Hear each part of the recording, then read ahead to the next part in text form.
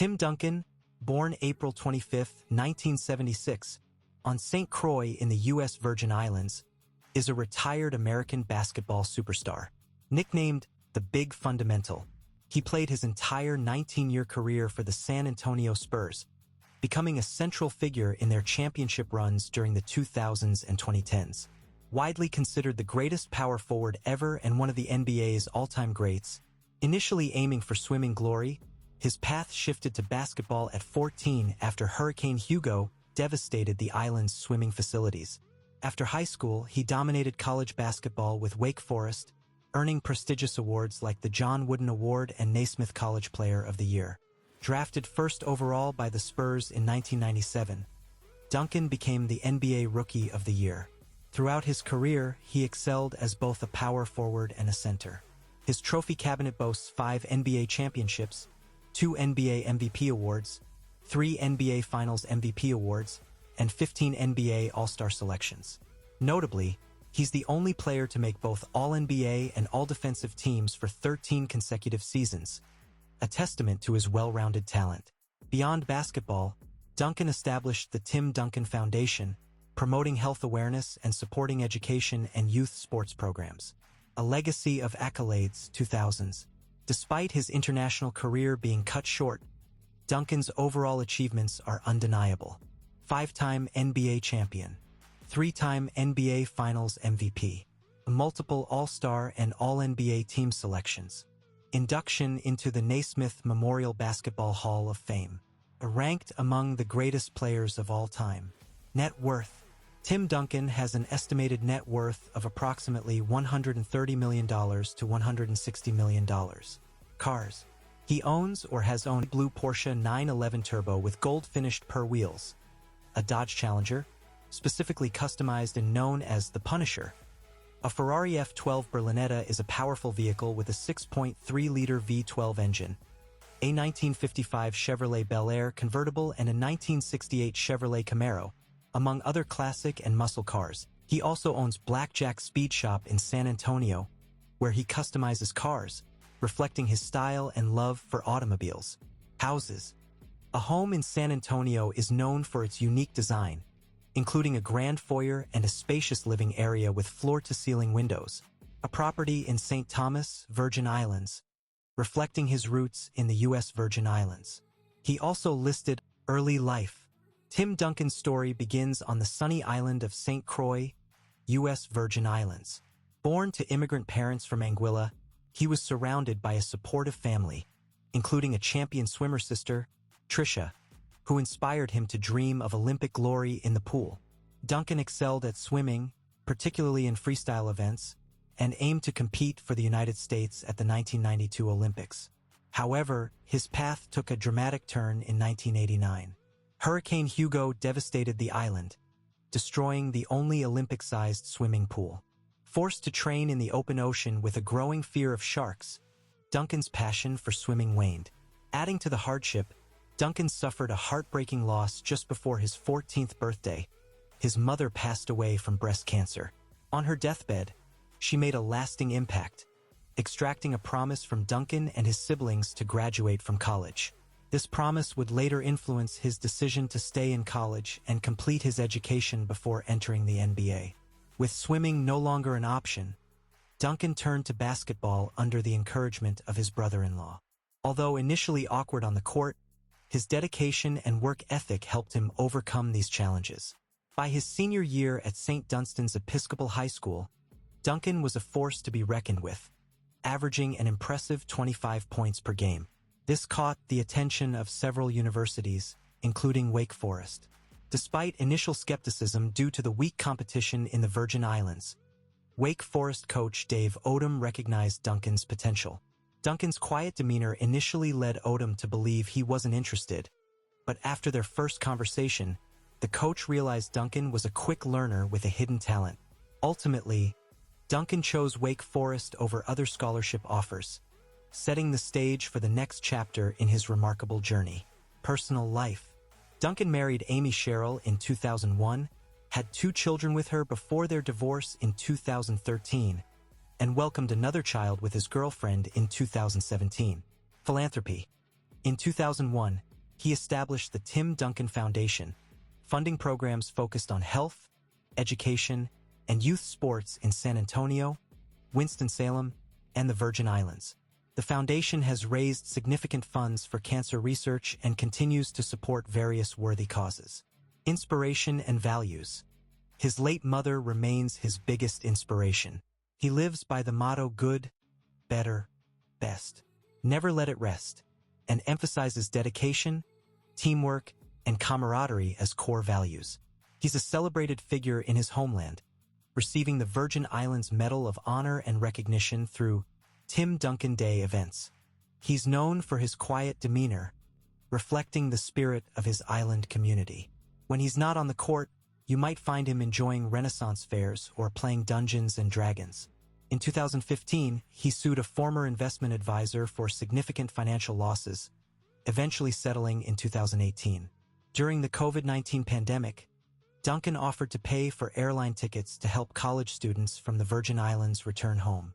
This sheds light on Tim Duncan as a well-rounded individual who is passionate about giving back to his community, cherishes family, and enjoys unique hobbies. College career.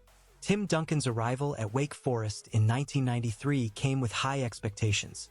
The Demon Deacons had just reached the Sweet 16 but lost their leading scorer. Coach Dave Odom initially planned to redshirt Duncan, but an unexpected transfer forced him into action. Despite early struggles, Duncan's talent and work ethic shone through. He, along with teammate Randolph Childress, led Wake Forest to a successful season. Duncan's low-post moves, mid-range shooting, and tenacious defense made him a force on the court. He even represented the U.S. in the 1994 Goodwill Games. Academically, Duncan pursued a psychology degree, taking courses beyond basketball. Professors remarked on his intelligence and unassuming personality. Opponents even nicknamed him Mr. Spock for his stoic demeanor. By his sophomore year, Duncan was considered a top NBA prospect. However, he prioritized his education and stayed in college, leading Wake Forest to the ACC championship and the Sweet 16 despite facing the talented Rasheed Wallace. Although they fell short, Duncan's performance, including a 22-rebound effort, solidified his reputation. The following season saw Duncan lead the team without Childress, who had entered the NBA. After another ACC title run, the flu hampered him in the Sweet 16, preventing a deeper tournament run. Nevertheless, he earned his first ACC Player of the Year award and another Defensive Player of the Year honor. In his senior year, Duncan shared the spotlight with incoming player Loren Woods, easing some of the pressure. While their ACC title run fell short, Duncan continued to excel, averaging career highs in points, rebounds, and assists. He became a three-time Defensive Player of the Year, a first-team All-American, and swept the Naismith College Player of the Year and John Wooden Award honors. Unlike other players who opted to go pro early, Duncan stayed true to his commitment, graduating with a degree in psychology. During his college career, he established himself as a dominant force, leading his team to a 97-31 record and becoming the all-time leading rebounder in the post-1973 era, later surpassed. He also left Wake Forest with the school's record for blocked shots. In 1997, Duncan entered the NBA draft, leaving behind a legacy of academic and athletic excellence at Wake Forest. He was later inducted into the university's Sports Hall of Fame in 2009. Professional career. Drafted first overall by the San Antonio Spurs in 1997, Tim Duncan arrived to a team struggling from injuries. Paired with veteran David Robinson, they formed the Twin Towers, a defensive force near the basket. Duncan's talent was evident from the start, grabbing 22 rebounds against Hall of Famer Dennis Rodman in just his second road game.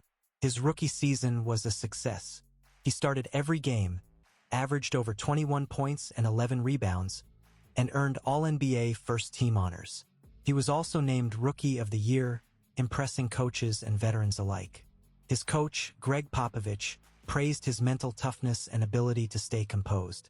Teammate Robinson was equally impressed by Duncan's work ethic and dedication.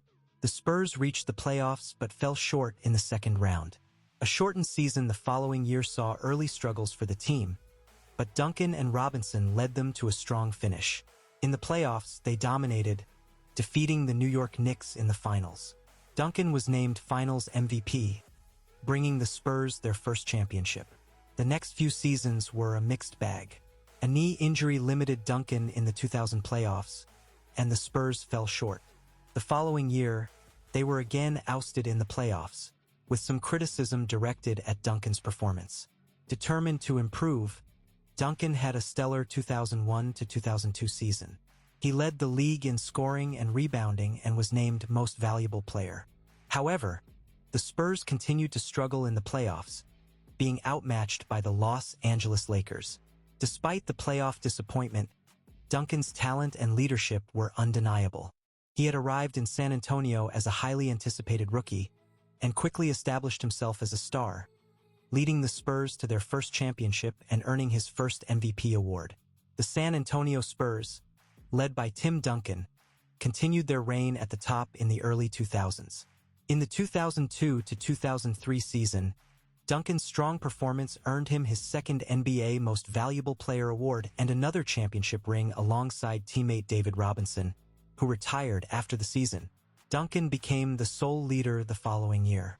Despite a first-round playoff exit, Duncan's stats remained impressive.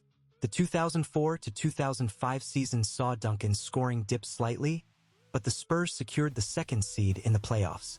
They battled their way through the rounds, facing off against the Detroit Pistons in the finals.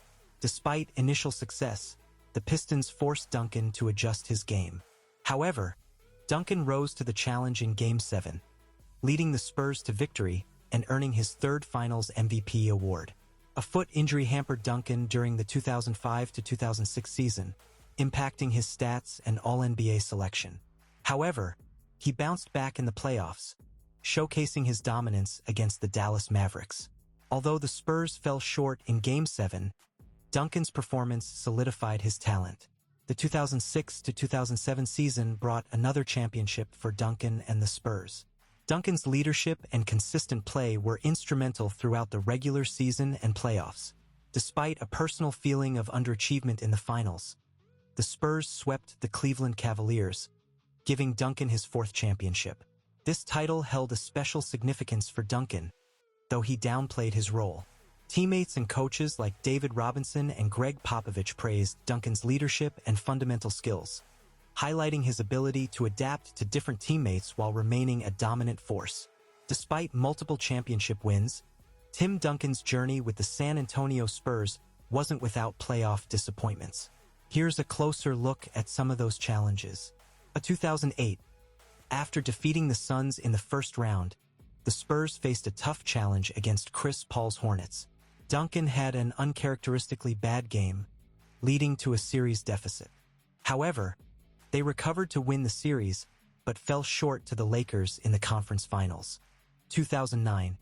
Knee problems hampered Duncan's performance, and the Spurs were ousted in the first round by the Dallas Mavericks, their first such exit since 2000.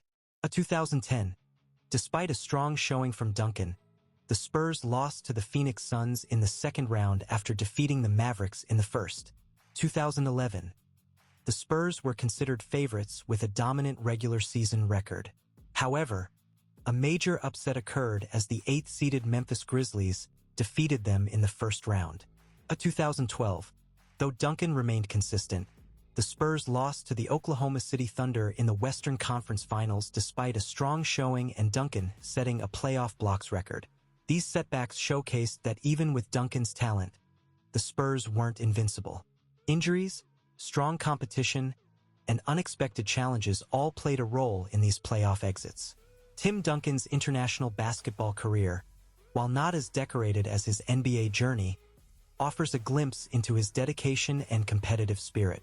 Early attempts and Olympic heartbreak 1998 to 2004. Duncan was initially selected for the 1998 World Championship team, but the lockout led to its replacement.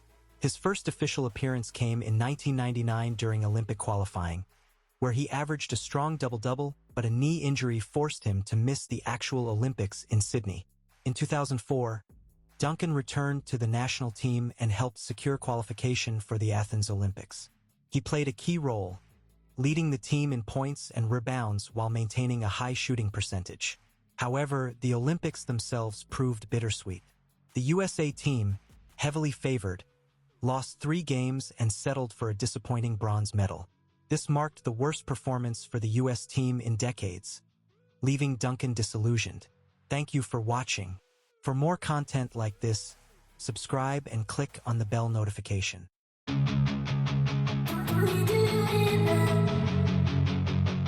do it.